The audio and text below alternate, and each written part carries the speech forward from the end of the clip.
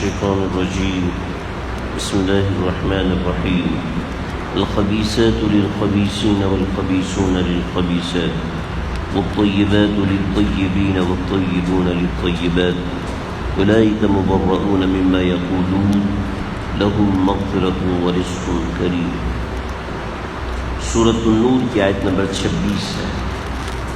اللہ رب العزت ارشاد فرما رہے ہیں الخبیثات للخبیثین، بری گندی عورتیں گندے مردوں کے واسطے ہوتی ہیں اور گندے مرد گندی عورتوں کے واسطے ہوتے ہیں۔ پاکیزہ عورتیں پاکیزہ مردوں کے لیے ہوتی ہیں، پاکیزہ مرد پاکیزہ عورتوں کے مطابق ہوتے ہیں۔ اولئک مبرؤون مما یقولون، کہ جن کے بارے میں یہ لوگ باتیں کر رہے ہیں یہ لوگ اس سے پاک ہیں، خباثت سے پاک ہیں۔ نہ صرف یہ ہے کہ وہ پاک ہیں، لہم مغفرۃ ورزق کریم، ان کے لیے مغفرت بھی ہے اور رزق کریم بھی ہے۔ برے مرد بری عورتوں کے لیے اور بری عورتیں برے مردوں کے لیے، یہ اللہ رب العزت نے ایک قاعدہ بیان فرمایا ہے۔ اور یاد رکھنے کی بات ہے کہ قاعدہ کبھی بھی کلیہ نہیں ہوتا، یعنی ایسا نہیں ہوتا کہ کوئی بھی قانون 100% ہو، بلکہ ہر قانون میں کچھ استثناء ہوتے ہیں، کچھ ایکسیپشن کیسز ہوتے ہیں ہر معاملے کے اندر، لیکن عام طور پہ اصول جو ہے وہ یہی رکھا گیا ہے کہ جیسا مرد ہو اس کو ویسی ہی بیوی تلاش کرنی چاہیے۔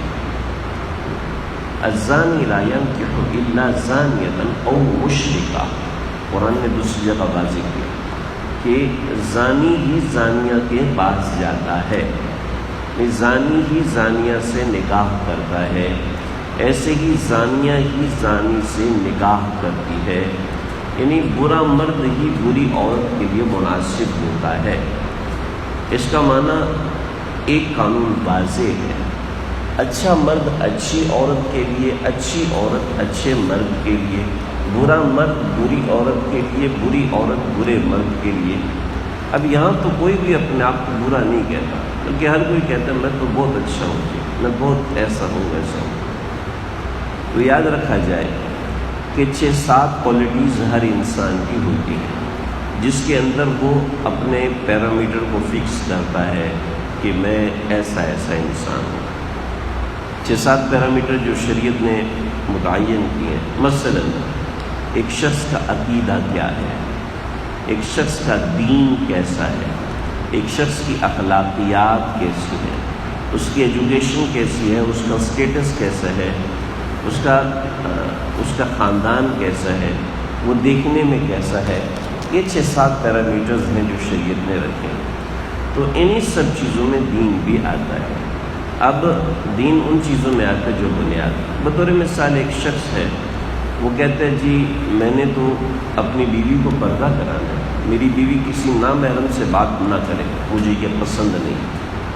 اور دوسرا شخص کہتے ہیں نہیں جی میں نے تو اپنی بیوی کو شادی میں بھی لے کے جانا ہے، اس کو میں نے ایسے کپڑے پہنانے ہیں، مجھے یہ پسند ہے، میں نے تو اپنی بیوی دل چاہتا ہے کہ میری بیوی ایئر ہوسٹس کی جاب کرے، میرا تو دل چاہتا ہے کہ میری بیوی ڈاکٹر بن کے لوگوں کا علاج کرے، چاہے وہ مرد ہو چاہے عورت ہو، اس کو پریکٹس کرنی چاہیے۔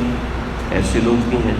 تو اما بات یہ ہے کہ اس کو چاہیے کہ پھر ویسی بیوی تلاش کرے، اور ایسی عورت ہے جو یہ چاہتی ہے کہ جی مجھے تو پورا دن ہاسپٹل میں جاب کرنی ہے، شام میں گھر آؤں گی، تو اس کو شوہر بھی ایسا تلاش کرنا چاہیے جو اسی کے مطابق ہو۔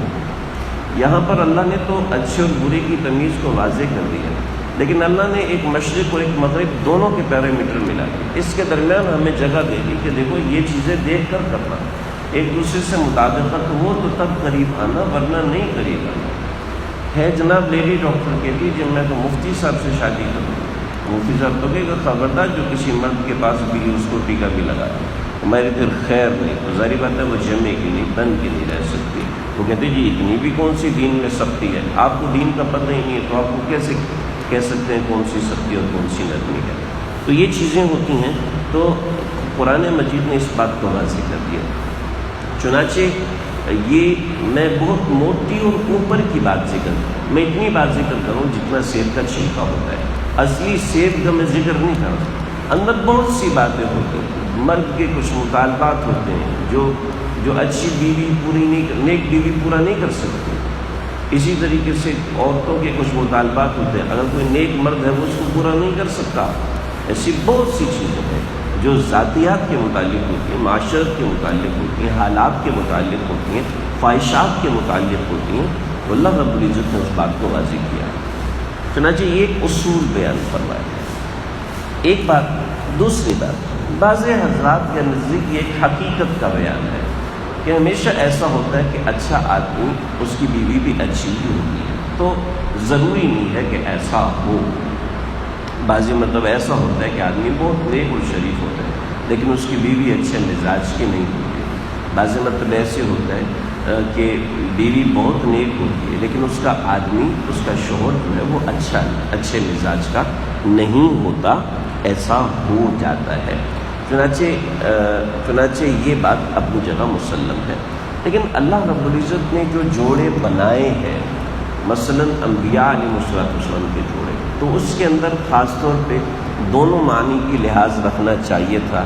چنانچہ اس کے اوپر کچھ لوگوں کا اشکال، کچھ نے کہا کہ حضرت لوط علیہ السلام کی جو اہلیہ تھیں وہ کافرہ تھیں اور حضرت لوط علیہ السلام اللہ کے پیغمبر تھے، تو الخبیثات للخبیثین کا جو معنی ہم کرتے ہیں کہ جب حضرت عائشہ پاکیزہ ہے، جب رسول اللہ پاکیزہ ہے تو ان کی اہلیہ بھی پاکیزہ ہونی چاہیے۔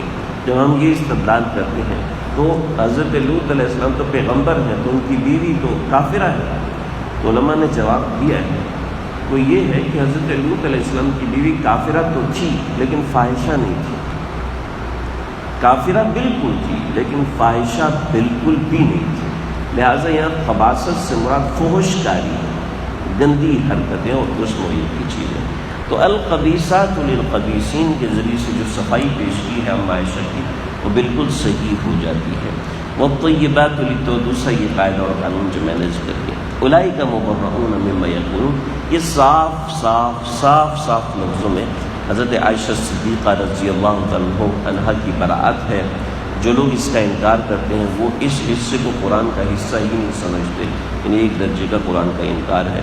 لہم مغفرۃ و رزق کریم، اللہ نے ان کی مغفرت کے لیے اور ان کے آخرت اور دنیا کے رزق کا یہاں پہ اعلان بھی فرمایا۔ اللہ سے